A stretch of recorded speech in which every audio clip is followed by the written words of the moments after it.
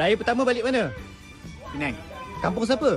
Temuruh. Alright. Raya pertama balik mana? Balik Kelantan.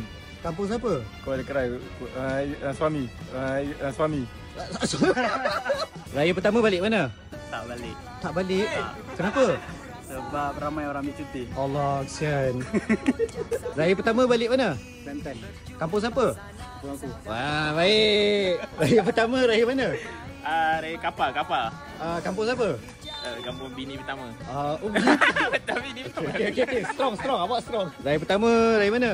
Dari sinilah KL City Boy. Kampung siapa? Kampung aku. Wah, baik. Raya pertama balik mana?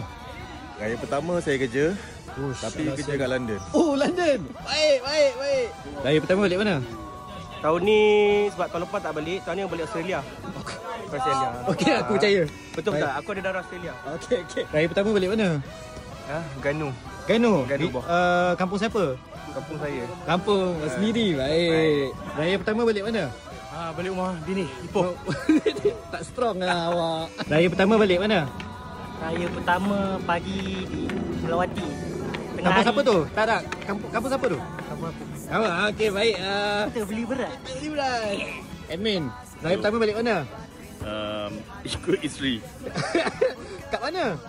Negeri Sembilan kot. Tak strong Memandangkan raya lagi seminggu je lagi, tak kisahlah korang balik kampung sendiri ke, kampung bini ke, kampung ex ke, kampung janda ke, kampung siapa-siapa pun, yang penting hati-hati di jalan raya dan enjoy semangat hari raya korang. Tapi raya ni korang balik kampung siapa sebenarnya?